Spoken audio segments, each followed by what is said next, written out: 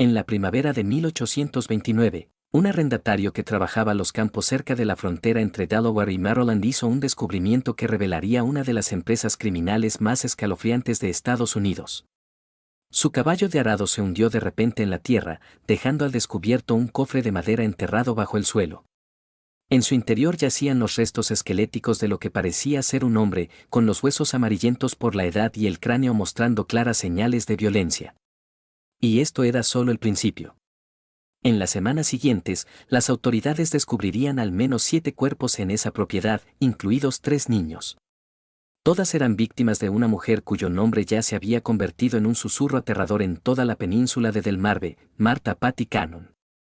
Durante casi 2 décadas, Cannon dirigió lo que los historiadores ahora llaman el ferrocarril subterráneo inverso, una red que secuestraba a afroamericanos libres y a esclavos fugitivos para venderlos nuevamente a la esclavitud en el sur profundo. Pero no se trataba solo de trata de personas, Cannon también fue una asesina en serie que mataba a traficantes rivales, testigos e incluso niños cuando representaban una amenaza para sus operaciones. Los registros judiciales del condado de Sussex, Delaware, muestran que fue acusada de 4 asesinatos, aunque testigos afirmaron que el número real superaba los 20. Antes de continuar con la historia de Patty Cannon y su reinado de terror a lo largo de la línea Mason-Dixon, quiero escucharte a ti. ¿Desde qué estado o ciudad estás escuchando? El alcance de la red criminal de Cannon se extendió mucho más allá de su base en Delaware, llegando desde Filadelfia hasta el delta del Mississippi. Deja un comentario y dime desde dónde recibes esta historia. No olvides suscribirte y activar la campanita de notificaciones. Estos capítulos oscuros de la historia estadounidense merecen ser recordados. El descubrimiento de aquellos restos enterrados acabaría por desentrañar una conspiración criminal que había operado con total impunidad durante más de una década, protegida por la confusión jurisdiccional, los prejuicios raciales y el simple hecho de que la mayoría de sus víctimas eran personas cuyas desapariciones pasaban desapercibidas para la sociedad blanca. La zona donde Patty Cannon construyó su imperio del terror era especialmente propicia para la actividad delictiva. A principios del siglo XIX, la región conocida hoy como Reliance se encontraba en la intersección de 3 jurisdicciones, el condado de Sussex en Delaware y los condados de Caroline y Dorchester en Maryland. Esta ubicación estratégica permitía a los criminales cruzar literalmente de un condado a otro o de un estado a otro para escapar de la justicia. El lugar era tan remoto que los lugareños lo llamaban Johnson's Crossroads, en referencia a la taberna que se convertiría en el cuartel general de la red de secuestro más notoria de la historia estadounidense. El propio paisaje parecía diseñado para ocultar. Bosques densos de pinos y robles se extendían por millas, interrumpidos solo por marismas y pequeños claros donde granjas aisladas salpicaban el campo.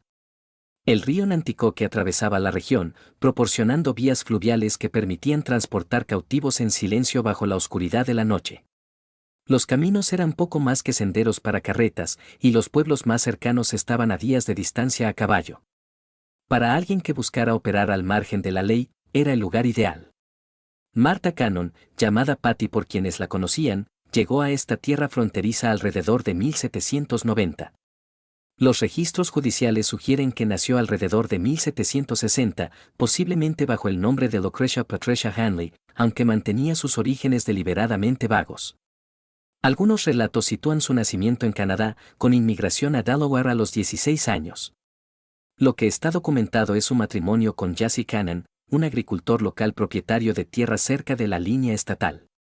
Juntos tuvieron al menos una hija y llevaron lo que parecía una vida rural sin sobresaltos. Jesse Cannon era descrito por los vecinos como un hombre tranquilo, dedicado a su pequeña granja, cultivando tabaco y maíz como muchos otros colonos de la región. La casa de los Cannon se asentaba en un terreno modesto que se extendía a ambos lados de la frontera entre Delaware y Maryland, un detalle que resultaría crucial para las actividades criminales posteriores de Patty. La vivienda era una estructura sencilla de 2 pisos construida al estilo común de la época, con gruesas paredes de madera y pequeñas ventanas. Lo que los vecinos no sabían era que aquella casa aparentemente ordinaria pronto contendría habitaciones secretas y escondites diseñados para ocultar a personas secuestradas. Pero bajo esa fachada de normalidad se escondía algo mucho más oscuro. Los primeros años del siglo XIX marcaron un periodo crucial en la esclavitud en Estados Unidos. Cuando el Congreso prohibió la importación de personas esclavizadas desde África en 1808, la demanda de mano de obra en los campos de algodón en expansión de Alabama, Mississippi y Georgia creó un lucrativo mercado interno. Un esclavo adulto y sano que antes de la prohibición podía costar $300 ahora se vendía por más de 1.000 en el sur profundo. Este aumento de precios generó poderosos incentivos para los criminales dispuestos a traficar con la miseria humana. La transformación económica del sur tras la invención de la desmotadora de algodón había creado una demanda insaciable de mano de obra esclavizada. La producción de algodón se expandía rápidamente por los estados de la costa del Golfo y los plantadores estaban dispuestos a pagar precios elevados por trabajadores. La prohibición legal de importar esclavos desde África significaba que la única fuente de nuevos cautivos era la población doméstica, ya fuera mediante el aumento natural o a través de la captura y reesclavización de afroamericanos libres. La península de Delmarve era particularmente vulnerable a estos depredadores. Tras la Guerra de Independencia, muchos esclavos habían sido liberados por sus dueños, ya fuera mediante leyes de emancipación gradual o actos individuales de manumisión. Maryland y Delaware tenían poblaciones considerables de afroamericanos libres que trabajaban como jornaleros, artesanos y pequeños agricultores. Estas comunidades, aunque legalmente libres, vivían en constante temor. No tenían protectores poderosos, sus recursos legales eran limitados y sus desapariciones a menudo pasaban sin denuncia o sin investigación por parte de las autoridades blancas que los consideraban menos que humanos. El estatus legal de los afroamericanos libres a principios del siglo XIX era, en el mejor de los casos, precario. Aunque no eran esclavos, poseían pocos de los derechos disfrutados por los ciudadanos blancos. No podían votar, ni formar parte de jurados, ni testificar contra acusados blancos en la mayoría de los tribunales. Su libertad podía ser cuestionada en cualquier momento y estaban obligados a aportar documentos que la acreditaran. Para criminales como Patty Cannon, estas vulnerabilidades legales creaban oportunidades de explotación. En este contexto apareció Patty Cannon, una mujer que demostraría que el mal no reconoce límites de género. Los relatos contemporáneos la describen como una mujer grande, físicamente imponente y con una fuerza inusual para su sexo. Medía casi 1,80 metros en una época en la que la mayoría de las mujeres apenas alcanzaban 1,50. Poseía lo que los vecinos describían como una presencia intimidante. Su voz era, según se decía, profunda y autoritaria, y tenía fama de estallar en accesos violentos de ira cuando alguien la contradecía. Su esposo ya se murió en circunstancias misteriosas alrededor de 1826. Algunos afirmaron después que lo envenenó, lo que la dejó viuda con control absoluto de las propiedades familiares. Para entonces, ya había comenzado a formar las conexiones criminales que harían de su nombre un sinónimo de terror. La aplicación de la ley era prácticamente inexistente en aquella zona fronteriza rural, y la poca autoridad que había solía ser corrupta o simplemente incapaz de enfrentarse a la magnitud de la actividad criminal. La dinámica social de la región también favorecía a las empresas criminales. La población blanca era escasa y, a menudo, transitoria, compuesta en gran parte por pequeños agricultores, jornaleros y personas que buscaban escapar de su pasado en áreas más establecidas. Había poco sentido de cohesión comunitaria y los vecinos solían ocuparse de sus propios asuntos, sin importar lo que sospecharan sobre las actividades de otros. Este aislamiento e indiferencia resultaron cruciales para que Cannon pudiera operar sin ser detectada durante tantos años. La transformación de Patty Cannon de viuda de frontera a mente maestra criminal comenzó con los matrimonios de su hija, en un patrón que definiría las 2 décadas siguientes. Los esposos de ambas jóvenes eran secuestradores de esclavos. El primero, Henry Breton, era herrero y complementaba sus ingresos capturando afroamericanos libres para venderlos en el sur. En 1811, Breton fue arrestado e ingresado en prisión en Georgetown, Delaware, por secuestro, pero logró escapar ese mismo año. Las actividades criminales de Breton eran bien conocidas en la comunidad local mucho antes de su arresto. Como herrero, tenía razones legítimas para viajar por la región, visitando granjas y asentamientos para herrar caballos y reparar herramientas. Esta movilidad le proporcionaba la cobertura perfecta para sus actividades ilegales. Identificaba posibles víctimas durante sus visitas de trabajo, observando que familias tenían hijos adolescentes o jóvenes adultos que podrían alcanzar altos precios en los mercados esclavistas del sur. Los métodos empleados por secuestradores como Brayton eran a menudo rudimentarios pero efectivos. Se basaban en el engaño, la fuerza abrumadora y el aislamiento de la vida rural para atrapar a sus víctimas. Una técnica común consistía en acercarse a familias afroamericanas libres con ofertas de empleo en lugares lejanos. A veces, padres desesperados por oportunidades económicas para sus hijos permitían que viajaran con estos supuestos empleadores, solo para descubrir demasiado tarde que habían firmado la sentencia de muerte de sus propios hijos. Fue después de su fuga cuando ocurrió el primer asesinato documentado relacionado con la familia Cannon. Brayton, trabajando con Patty Cannon y otro criminal llamado Joseph Griffith, tendió una emboscada a un comerciante de esclavos conocido solo como Rigidel en la taberna de los Cannon. El plan era simple pero brutal: emborrachar a la víctima, robarle su dinero y sus esclavos, y luego eliminar al testigo. Los registros judiciales muestran que Rigidel fue asesinado a tiros durante el robo. Brayton y Griffith fueron finalmente capturados y ahorcados el 13 de abril de 1813, pero Patty Cannon eludió el enjuiciamiento. El asesinato de Rigidel marcó una escalada significativa en las actividades criminales centradas en la propiedad de los Cannon. Antes de este incidente, la familia se había involucrado principalmente en facilitar secuestros y ofrecer refugio seguro a criminales que pasaban por la región. La disposición a cometer asesinato por lucro demostró un nivel de crueldad que caracterizaría todas las actividades futuras de Cannon. Los relatos periodísticos contemporáneos del caso Rigidel proporcionan detalles inquietantes sobre el crimen. La víctima había estado viajando por la región con una suma considerable de dinero, estimada entre $3,000 y $5,000, destinada a la compra de personas esclavizadas en mercados locales. Se había detenido en lo que creía era una taberna legítima para comer y hospedarse. Sin darse cuenta de que había caído en una trampa, los conspiradores lo embriagaron durante toda la noche, esperando el momento adecuado para atacar. Cuando Rigidel finalmente se retiró a su habitación, Brayton y Griffith lo siguieron. Los vecinos reportaron más tarde haber escuchado gritos y el sonido de una pelea seguido de un disparo. A la mañana siguiente, Rigidel estaba muerto. Su dinero había desaparecido, así como su carreta y sus caballos. El cuerpo fue enterrado apresuradamente en la propiedad, dando inicio a lo que se convertiría en una práctica habitual: usar el lugar aislado como un vertedero de cadáveres.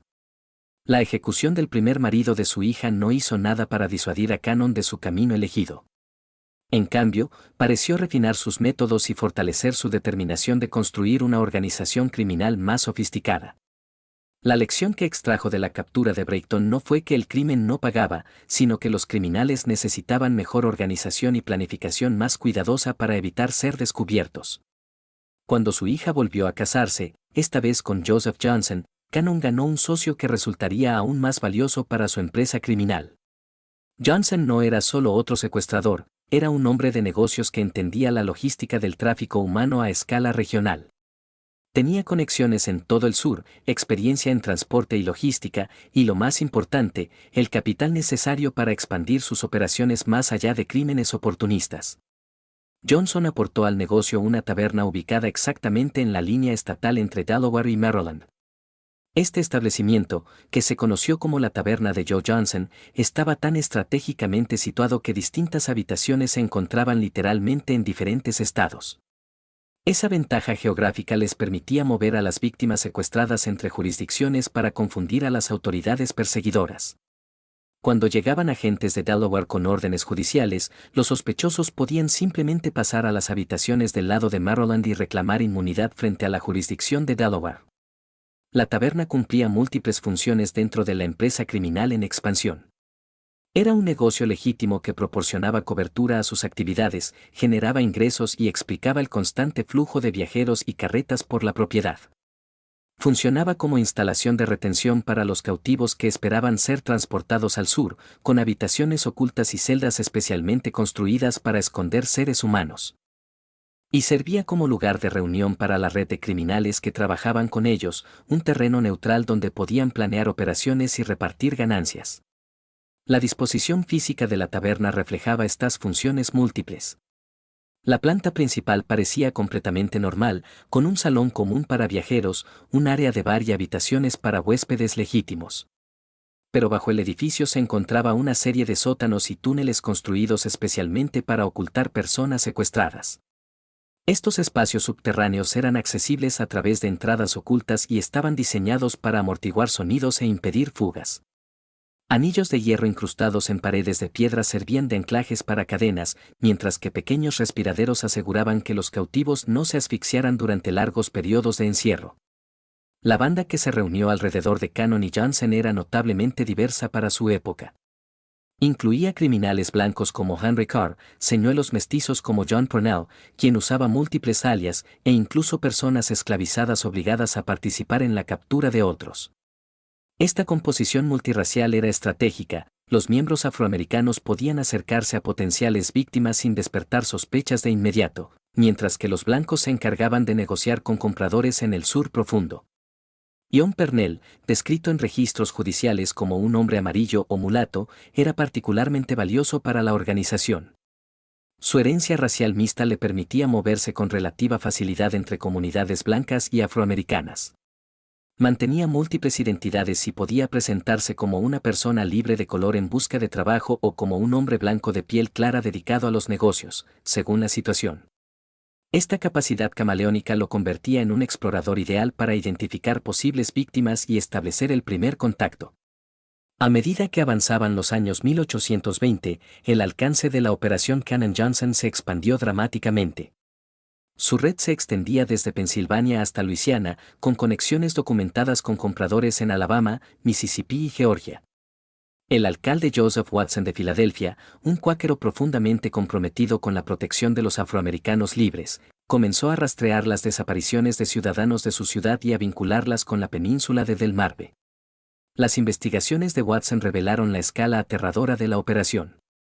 Solo en 1825 documentó decenas de secuestros vinculados a la banda de Cannon. Las víctimas no eran seleccionadas al azar, a menudo eran elegidas específicamente por su vulnerabilidad. Los adultos jóvenes alcanzaban los precios más altos en los mercados del sur, pero los niños también eran valiosos, ya que podían ser entrenados para tareas específicas y proporcionar décadas de trabajo. La naturaleza sistemática de estos secuestros demostraba un nivel de organización que iba mucho más allá del crimen oportunista. La banda mantenía inteligencia detallada sobre objetivos potenciales, siguiendo a familias e individuos que podían ser vulnerables. Sabían que jóvenes habían perdido recientemente sus empleos, que familias atravesaban dificultades económicas y que personas podían ser tentadas con ofertas de trabajo en lugares lejanos. Uno de los relatos más detallados proviene de Lydia Smith, una mujer libre de 25 años que fue secuestrada en 1825. Su testimonio, conservado en los registros judiciales, describe cómo primero fue retenida en la casa de Cannon y luego trasladada a la taberna de Johnson, donde permaneció encadenada durante 5 meses. Smith recordó el miedo constante, la comida insuficiente y la certeza de que estaba programada para ser transportada al sur con un gran grupo de personas secuestradas. Solo su eventual rescate gracias a la red de Watson la salvó de una vida de esclavitud. El relato de Smith aporta detalles cruciales sobre las condiciones que sufrían las víctimas de la banda de Cannon. Describió cómo fue capturada mientras caminaba sola por un camino cerca de Filadelfia, dominada por varios atacantes y transportada en carreta hasta la frontera de Delaware y Maryland. El viaje duró varios días, durante los cuales la mantuvieron vendada de los ojos y encadenada para impedir intentos de fuga. Al llegar a la propiedad de los Cannon, fue colocada en una habitación oculta bajo la casa principal, donde descubrió que no estaba sola. Las áreas subterráneas de retención, según el testimonio de Smith, contenían a decenas de otras personas secuestradas en distintos momentos. Hombres, mujeres y niños eran mantenidos en áreas separadas, todos encadenados para impedir la fuga.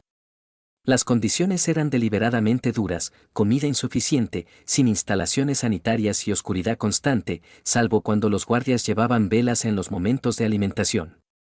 La tortura psicológica era tan brutal como las condiciones físicas, ya que los cautivos sabían que estaban destinados a la venta en esclavitud de por vida. Smith también proporcionó detalles sobre los métodos de la banda para procesar su carga humana. Las víctimas eran despojadas sistemáticamente de toda documentación que probara su condición de libres y se destruían sus pertenencias personales que pudieran ayudar a identificarlas. Se les daban nuevos nombres y antecedentes falsos que respaldaran su venta como esclavos legítimos. Quienes se resistían o intentaban mantener su verdadera identidad eran golpeados hasta que obedecían. Las operaciones de la banda eran un secreto a voces en la comunidad local. Los vecinos sabían que la gente desaparecía cerca de la propiedad de los Cannon, que las carretas llegaban a horas extrañas y que la taberna de Johnson albergaba reuniones sospechosas, pero las víctimas eran afroamericanos en una sociedad donde su palabra tenía poco peso frente a la de criminales blancos. La policía local, cuando existía, mostraba escaso interés en investigar crímenes contra personas a las que consideraban inherentemente sospechosas. La complicidad de la comunidad blanca en las actividades de la banda iba más allá de la mera indiferencia.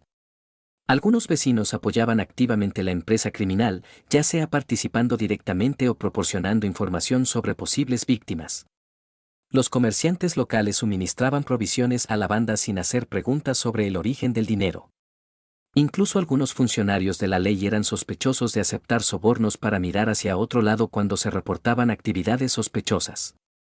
Esta indiferencia cambió solo cuando entraron en la ecuación víctimas blancas. La banda no solo secuestraba a afroamericanos libres, también robaba y asesinaba a comerciantes de esclavos que transitaban por su territorio con grandes sumas de dinero. Estas víctimas eran hombres blancos dedicados al comercio legal de esclavos. Y sus desapariciones atrajeron la atención que las víctimas afroamericanas nunca recibieron. El primer caso documentado ocurrió hacia 1820, cuando un comerciante de esclavos de Georgia llamado Val O'Malley desapareció mientras viajaba por la zona. Este hombre llevaba una suma sustancial de dinero, algunos relatos sugieren $35,000 destinados a la compra de esclavos. Fue visto por última vez en el establecimiento de Cannon y más tarde se encontró su caballo en posesión de ella. Al ser interrogada, Cannon afirmó que el hombre había zarpado hacia el sur con un cargamento de esclavos, pero los investigadores consideraron la historia inverosímil. La desaparición del comerciante de Georgia marcó el inicio de un patrón que finalmente conduciría a la caída de la banda. A diferencia de las víctimas afroamericanas cuyas desapariciones generaban poco interés oficial, los comerciantes blancos de esclavos desaparecidos tenían socios y financiadores que exigían investigaciones. Estos hombres transportaban sumas considerables de dinero y tenían itinerarios planificados, lo que hacía difícil justificar sus desapariciones. El método de Cannon para tratar con estas víctimas era típicamente brutal. Los comerciantes eran invitados a la taberna bajo el pretexto de realizar negocios legítimos. Una vez allí, se les embriagaba y se les animaba a hablar de sus recursos financieros y planes de viaje. Cuando se presentaba la oportunidad, eran asesinados y robados, sus cuerpos enterrados en la propiedad, y su dinero y los esclavos que transportaban se incorporaban a las operaciones de la banda. Las ganancias de estos asesinatos eran sustanciales. Un solo comerciante podía llevar suficiente dinero para financiar las operaciones de la banda durante meses. Las personas esclavizadas que transportaban podían venderse a través de las redes del sur, generando ingresos adicionales. Lo más importante, eliminar a estos competidores ayudaba a la banda a mantener su monopolio sobre las actividades criminales en la región. A mediados de la década de 1820, la presión sobre la banda Cannon Johnson aumentaba desde múltiples frentes.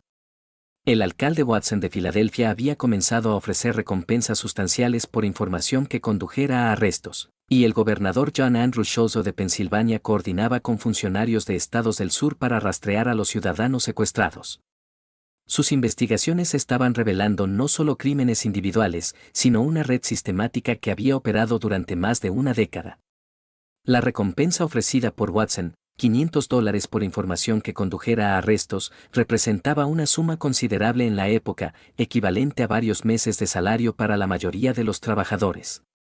Este incentivo económico empezó a aflojar lenguas en comunidades que anteriormente habían guardado silencio sobre las actividades de la banda. Antiguos asociados, miembros descontentos e incluso algunas víctimas que habían logrado escapar comenzaron a proporcionar información a las autoridades. La respuesta de la banda a esta presión fue característicamente violenta.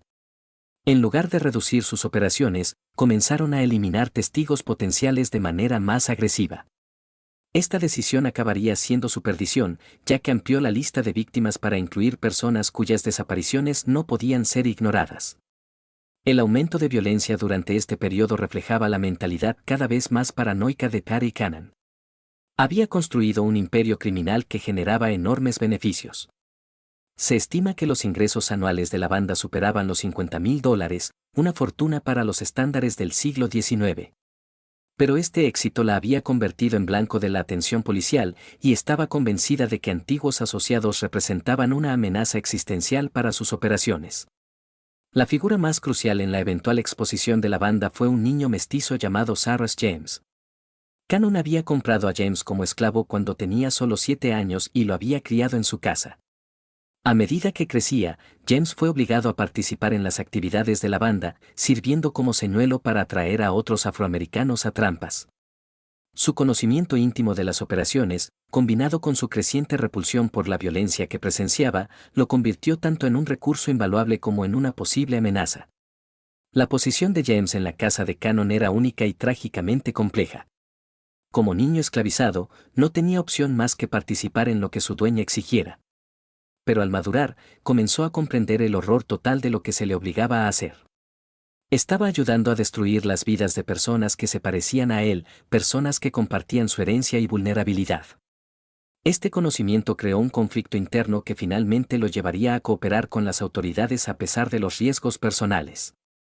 La manipulación psicológica que Cannon ejercía sobre James era sofisticada y cruel. Alternaba entre tratarlo como un miembro favorecido del hogar y amenazarlo con violencia o con venderlo a amos brutales en el sur profundo. Lo convenció de que su supervivencia dependía enteramente de su protección y que cualquier traición resultaría en su muerte inmediata. Esta combinación de dependencia y terror mantuvo a James Liu durante años, incluso mientras era testigo de crímenes cada vez más horrendos. James declaró más tarde que había visto a Cannon asesinar a varios niños en su propiedad. En un relato particularmente espantoso, describió cómo vio a Cannon llevar en su delantal a un niño afroamericano herido, aún con vida, fuera de la casa, para nunca volverlo a ver. James sabía dónde estaban enterrados los cuerpos porque lo habían obligado a ayudar a deshacerse de ellos. Los asesinatos que James presenció no eran actos aleatorios de violencia, sino decisiones calculadas basadas en la evaluación de Cannon sobre riesgos y ganancias. Los niños que enfermaban o se lesionaban eran asesinados en lugar de ser atendidos, ya que la atención médica resultaba costosa y podía atraer atención indeseada. Los jóvenes que resultaban difíciles de controlar o insistían en su condición de libres eran eliminados como posibles fuentes de problemas. Incluso los bebés nacidos de mujeres secuestradas a veces eran asesinados y Cannon determinaba que representarían más problemas que beneficios. La perdición de la banda comenzó con su trato hacia comerciantes de esclavos rivales. La competencia en el tráfico ilegal de personas era feroz y la banda de Cannon se había ganado la reputación de asesinar competidores para robarle su dinero y su carga humana. Esta práctica se aceleró a medida que aumentaba la presión de la ley. Los comerciantes muertos no podían testificar contra ellos. La decisión de intensificar la violencia contra víctimas blancas reflejaba tanto la creciente desesperación de Cannon como su error fundamental al calcular las consecuencias. Había operado durante tanto tiempo con impunidad que se creía intocable. El asesinato de afroamericanos no había generado ninguna respuesta seria de las fuerzas del orden, así que asumió que lo mismo ocurriría con las víctimas blancas. Esa suposición resultaría fatal para su empresa criminal. A principios de 1829, los cuerpos comenzaron a salir a la luz. Un arrendatario que trabajaba tierras de Cannon estaba arando una zona baja que recientemente se había despejado de matorrales cuando su caballo tropezó con lo que resultó ser una tumba. Dentro de un cofre de madera descubrió huesos humanos que las autoridades determinaron pertenecían al comerciante de esclavos de Georgia desaparecido hacía casi una década. Este hallazgo desencadenó una búsqueda sistemática en la propiedad que revelaría múltiples lugares de enterramiento. El agricultor que hizo el descubrimiento inicial trabajaba tierras que Cannon había alquilado para obtener ingresos adicionales. El área había permanecido sin uso porque era propensa a inundaciones, pero la sequía reciente la había hecho apta para el cultivo. Cuando el caballo del agricultor se hundió de repente en el suelo, él asumió al principio que se trataba de una depresión natural o quizá de un pozo viejo. Solo al comenzar a excavar para liberar a su caballo se dio cuenta de que había tropezado con algo mucho más siniestro. El cofre de madera que contenía los huesos estaba sorprendentemente bien conservado, lo que sugería que había sido enterrado relativamente hacía poco, a pesar de contener restos de una década. El propio cofre parecía haber sido construido específicamente para ocultar un cuerpo, con dimensiones que acomodaban perfectamente una forma humana. Este nivel de preparación indicaba que el entierro no fue un intento apresurado de ocultar un crimen, sino parte de un método sistemático de eliminación de cuerpos que había sido perfeccionado durante años de práctica. El descubrimiento del primer cuerpo a principios de 1829 puso en marcha una cadena de acontecimientos que finalmente pondría fin al imperio criminal de Cary Cannon. Las autoridades de Delaware, trabajando con sus homólogos en Maryland, obtuvieron órdenes de registro y comenzaron una investigación exhaustiva de todas las propiedades vinculadas a la banda Cannon Johnson. Lo que encontraron superó sus peores expectativas. La investigación fue dirigida por el alguacil Joseph Houston del condado de Sussex, Delaware, en coordinación con las autoridades de Maryland y representantes de la oficina del gobernador de Pensilvania. Este enfoque multijurisdiccional fue sin precedentes para la época y reflejaba el creciente reconocimiento de que las actividades de la banda Cannon cruzaban las fronteras estatales y requerían una respuesta coordinada de las fuerzas del orden. Las órdenes de registro obtenidas por las autoridades eran notablemente amplias, permitiéndoles excavar en cualquier área de las propiedades de los Cannon donde pudieran estar ocultos cuerpos. Esta autoridad legal fue crucial, ya que brindó protección a los investigadores que de otro modo podrían haber sido acusados de allanamiento o de registros e incautaciones ilegales. Las órdenes también especificaban que cualquier evidencia descubierta podía usarse en procesamientos en múltiples jurisdicciones, lo que ayudaba a cerrar las lagunas legales que la banda había explotado durante años. El 3 de abril de 1829, Cyrus James fue capturado en Delaware. Las circunstancias de su arresto siguen siendo algo confusas, pero los registros judiciales sugieren que estaba intentando huir de la región cuando fue detenido. Frente a pruebas abrumadoras y a la perspectiva de la ejecución, el joven, que había sido obligado a una vida criminal desde la infancia, tomó una decisión crucial: cooperaría con las autoridades y revelaría todo lo que sabía sobre las operaciones de Cary Cannon. La decisión de cooperar no fue tomada a la ligera por James. Él entendía que su testimonio probablemente resultaría en su propio enjuiciamiento por los crímenes en los que lo habían obligado a participar. Pero también reconocía que mantener silencio significaba proteger a la mujer que lo había esclavizado y lo había forzado a destruir incontables vidas. Su cooperación representó no solo una estrategia legal, sino una elección moral para liberarse finalmente del control psicológico que Cannon había ejercido sobre él durante años. El testimonio de James fue devastador. Declarando ante un juez de paz en Seaford, Delaware, proporcionó relatos detallados de asesinatos que abarcaban casi una década. Contó a los investigadores que Joseph Johnson, su hermano Ebenezer Johnson y Cary Cannon habían disparado contra el comerciante de esclavos de Georgia mientras cenaba en la casa de Cannon. Vio cómo transportaban el cuerpo a un cofre de madera y lo enterraban en la propiedad. Y eso solo fue el inicio de sus revelaciones. El nivel de detalle en el testimonio de James fue extraordinario y brindó a los investigadores su primera comprensión integral de las operaciones de la banda. Pudo describir no solo crímenes individuales, sino los métodos sistemáticos empleados por la banda durante muchos años.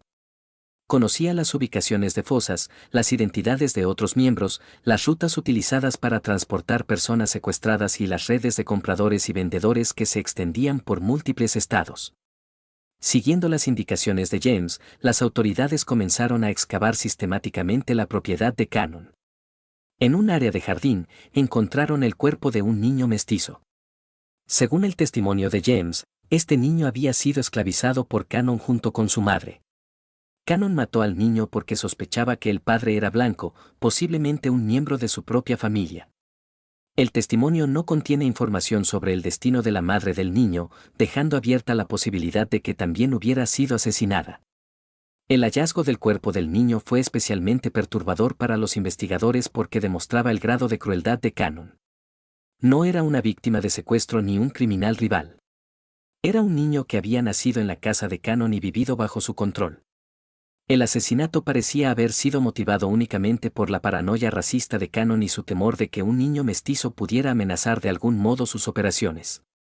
Excavaciones adicionales revelaron 2 cofres de madera, cada uno conteniendo huesos humanos. James identificó uno de los restos como perteneciente a otro niño al que había visto morir a golpes por Cannon con un trozo de madera. El tercer conjunto pertenecía a un adulto que, según James, era alguien al que consideraban propietario, lo que significaba que la banda creía que esa persona era libre y podría tener recursos que valiera la pena robar. La naturaleza sistemática de estos asesinatos pintaba a Cannon como algo más que una simple criminal. Era una asesina en serie que había operado con impunidad durante años, protegida por el aislamiento de su ubicación, la indiferencia de las autoridades locales ante crímenes contra afroamericanos y una red de cómplices que compartían sus ganancias. Las pruebas físicas descubiertas durante las excavaciones corroboraban el testimonio de James en detalle. Los cofres de madera usados para contener cuerpos tenían una construcción similar, lo que sugería que habían sido fabricados específicamente para ocultar víctimas de asesinatos. Las ubicaciones de las fosas seguían un patrón que indicaba planificación sistemática en lugar de entierros al azar. Lo más inquietante, el estado de los restos sugería que algunas víctimas habían sido enterradas aún vivas.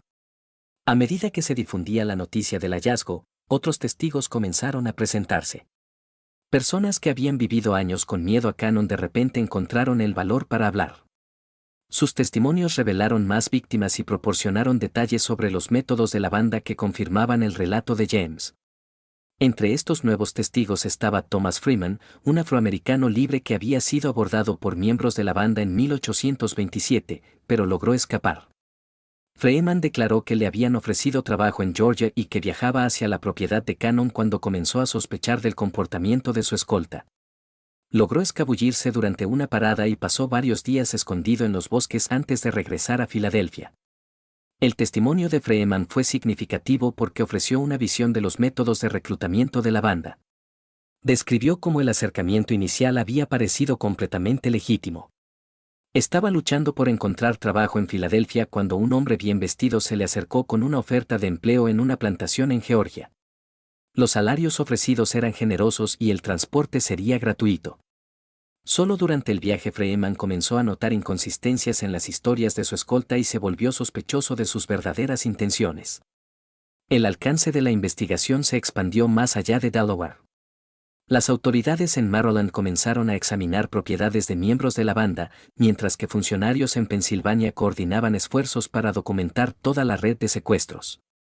La coordinación entre diferentes jurisdicciones representaba un nuevo enfoque de aplicación de la ley que más tarde se convertiría en práctica estándar. Por primera vez, las autoridades trataban a la banda Cannon como lo que realmente era, una conspiración criminal interestatal que requería una respuesta a nivel federal. Este reconocimiento llevó a la participación de funcionarios de Washington, D.C. y marcó el inicio de lo que eventualmente serían esfuerzos federales coordinados contra el crimen organizado. El 13 de abril de 1829, un gran jurado de 24 hombres blancos en Delaware emitió acusaciones contra Martha Patty Cannon por 4 cargos de asesinato. Los cargos fueron firmados por James Rogers, fiscal general de Delaware, y representaron la primera vez que algún miembro de la notoria banda enfrentaba consecuencias legales serias por sus crímenes contra afroamericanos. La composición del gran jurado en sí fue significativa para la época. Los 24 miembros eran hombres blancos, como lo exigía la ley de Delaware, pero representaban una sección transversal de la población del estado, incluidos agricultores, comerciantes y profesionales. El hecho de que este jurado estuviera dispuesto a acusar a una mujer blanca por el asesinato de afroamericanos marcaba un cambio notable en las actitudes legales, impulsado en gran parte por la abrumadora evidencia presentada y la naturaleza interestatal de los crímenes. Las acusaciones eran notablemente específicas para la época. Cannon fue acusada del asesinato de una niña el 26 de abril de 1822. De un niño varón en la misma fecha, de un hombre adulto el 1 de octubre de 1820 y de un niño negro el 1 de junio de 1824. Cada cargo conllevaba la pena de muerte, y las pruebas en su contra eran abrumadoras. La especificidad de estas acusaciones reflejaba la minuciosa investigación llevada a cabo por las autoridades. A diferencia de muchos casos criminales de la época, que dependían principalmente de testigos y pruebas circunstanciales, el caso Cannon se construyó sobre pruebas físicas, múltiples testigos corroborantes y confesiones detalladas de un participante con conocimiento íntimo de los crímenes. Esta combinación hacía el caso prácticamente imposible de defender. El testimonio de Sarah James formó la columna vertebral de la acusación. Su conocimiento detallado de las operaciones de la banda, junto con su capacidad de guiar a las autoridades a los lugares de entierro, lo convirtieron en el testigo más valioso en la historia legal de Delaware hasta ese momento. El joven, obligado al crimen desde niño, ahora tenía el poder de llevar justicia contra la mujer que había aterrorizado la región durante décadas. El equipo de la fiscalía fue dirigido por el fiscal general James Rogers, quien se había ganado su reputación procesando casos criminales complejos en Delaware. Rogers entendía que el caso Cannon representaba una oportunidad para demostrar que la ley se aplicaba por igual a todos los ciudadanos, sin importar su raza o estatus social. También reconocía que un enjuiciamiento exitoso enviaría un fuerte mensaje a otras organizaciones criminales de la región. Pero la propia Patty Cannon desafiaba la categorización fácil, incluso para sus contemporáneos. Los periódicos la describían como una mujer grande, físicamente poderosa, que imponía miedo y respeto incluso entre criminales endurecidos. Con aproximadamente 70 años, seguía siendo aguda y desafiante, sin mostrar remordimiento alguno, incluso cuando enfrentaba pruebas irrefutables. Las descripciones contemporáneas de Cannon durante su encarcelamiento dibujaban el retrato de una criminal sin arrepentimiento, genuinamente desconcertada por los procesos legales en su contra. Aparentemente veía sus acciones como negocios legítimos y se mostraba perpleja de que las autoridades la procesaran por crímenes contra personas que ella consideraba propiedad, no seres humanos. Las condiciones de su encarcelamiento en la cárcel del condado de Sussex en Georgetown reflejaban tanto la gravedad de sus crímenes como la naturaleza inusual de tener a una mujer acusada de múltiples asesinatos. Se mantenía bajo vigilancia constante, pues las autoridades temían intentos de fuga o represalias de miembros sobrevivientes de la banda. La cárcel de Georgetown era una construcción rústica de piedra erigida a principios de 1800 para delincuentes menores y deudores. No estaba diseñada para albergar criminales peligrosos con cargos capitales, y las autoridades implementaron medidas especiales de seguridad, guardias adicionales y rejas reforzadas en su celda. Durante su confinamiento, Cannon comenzó a hablar más libremente de su carrera criminal.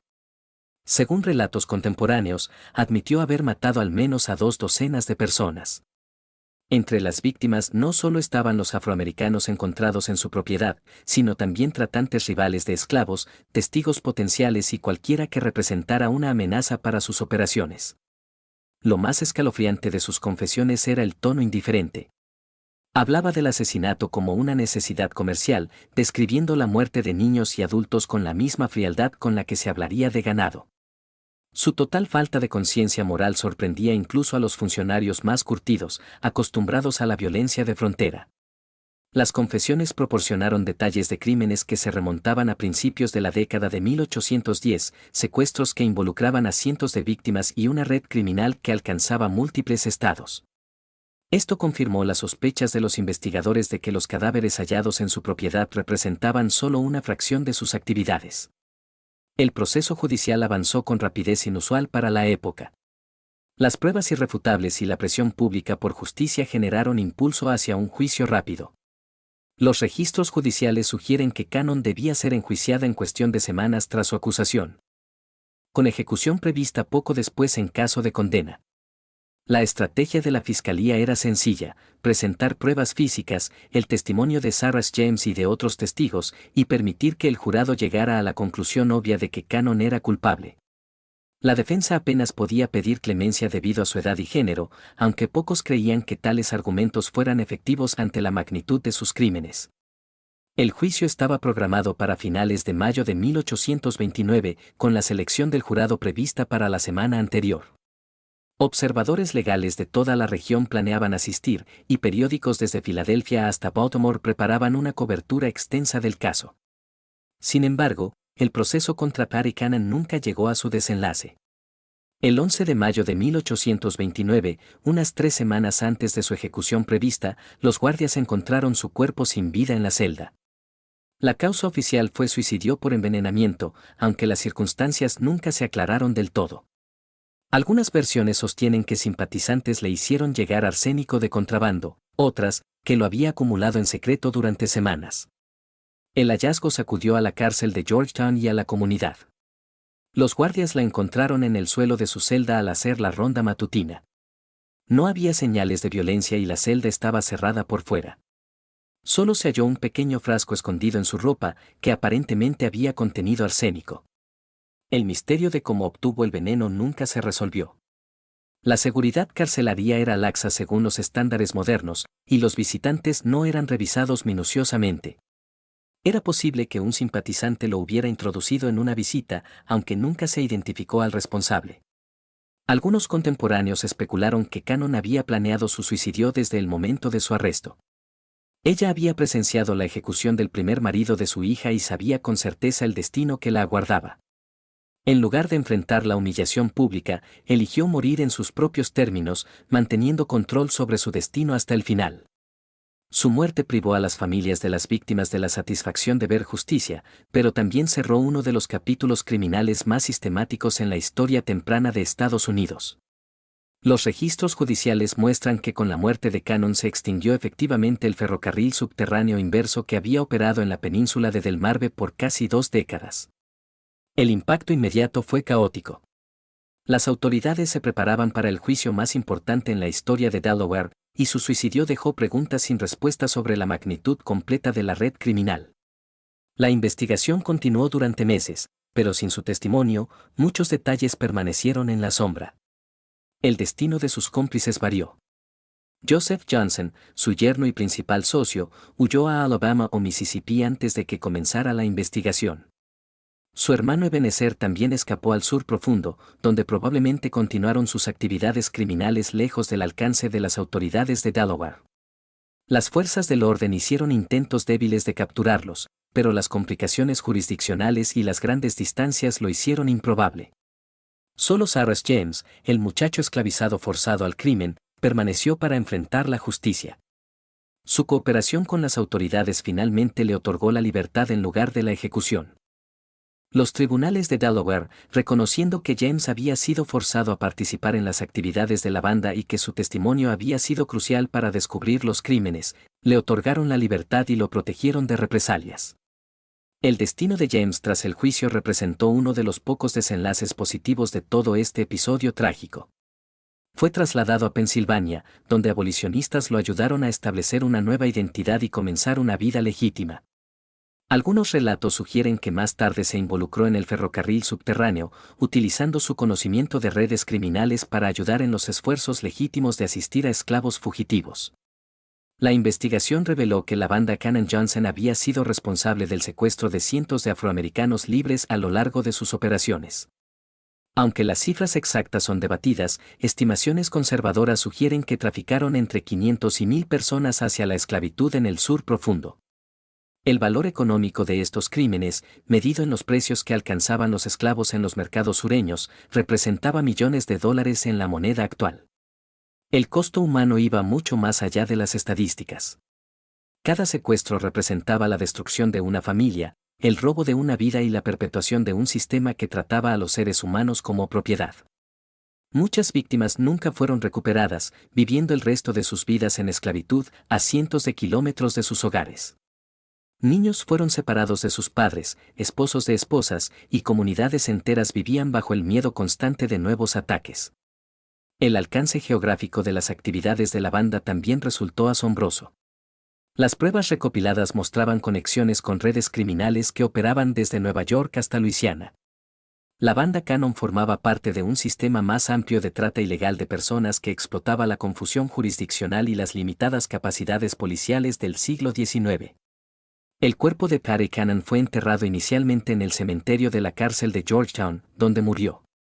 El entierro se realizó sin ceremonia, reflejando el deseo de la comunidad de olvidar los horrores asociados con su nombre. Cuando ese terreno fue convertido en estacionamiento en el siglo XX, sus restos fueron trasladados a una fosa común cerca de la nueva prisión. En un giro macabro, su cráneo fue separado del resto y exhibido en distintos lugares a lo largo de los años. Incluso en 1961 estuvo en préstamo a la Biblioteca Pública de Dover, sirviendo como recordatorio de uno de los capítulos más oscuros de Delaware. Este tratamiento de sus restos, perturbador según los estándares actuales, reflejaba la fascinación pública con sus crímenes y el deseo de mantener viva la memoria de sus atrocidades. El legado de Patty Cannon va mucho más allá de sus crímenes individuales. Su historia ilustra la violencia sistemática que sustentaba la esclavitud en Estados Unidos, la vulnerabilidad de los afroamericanos libres en el periodo anterior a la Guerra Civil, y las maneras en que criminales sofisticados explotaban vacíos legales y geográficos.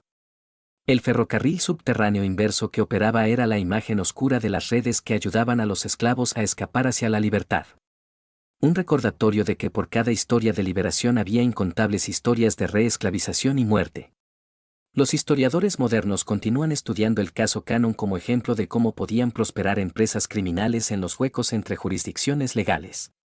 Su capacidad de operar durante casi 2 décadas, pese a que las comunidades locales lo sabían, demuestra la combinación de racismo, limitaciones legales e incentivos económicos que permitieron que continuaran tales horrores. El caso también puso en evidencia las limitaciones de la aplicación de la ley en el siglo XIX, falta de coordinación entre jurisdicciones, ausencia de fuerzas policiales profesionales y comunicaciones muy limitadas, factores que facilitaron la impunidad de la banda. Estas lecciones más tarde influirían en el desarrollo de estrategias más efectivas para enfrentar el crimen interestatal. El impacto en la comunidad local fue profundo y duradero. La zona alrededor de Johnson's Crossroads nunca se recuperó de su asociación con la banda Cannon. El nombre se cambió finalmente a Reliance en un intento de escapar de la infamia, pero el estigma persistió durante generaciones. El valor de las propiedades quedó deprimido durante décadas y muchas familias prefirieron mudarse antes que permanecer en un lugar tan marcado por el horror. El caso Cannon también tuvo implicaciones más amplias para la comprensión de la sociedad estadounidense sobre la raza y el crimen. La disposición de las autoridades a procesar finalmente estos delitos, aunque las víctimas fueran en su mayoría afroamericanos, representó un pequeño pero significativo cambio en la actitud legal. Aunque limitado y temporal, fue un reconocimiento de que todas las personas, sin importar su raza, merecían protección legal. La documentación de los crímenes de Cannon también alimentó el movimiento abolicionista. La naturaleza sistemática de la red de secuestro y la facilidad con la que los afroamericanos libres podían ser reducidos a esclavitud ofrecieron pruebas contundentes para los abolicionistas que denunciaban la corrupción inherente del sistema esclavista.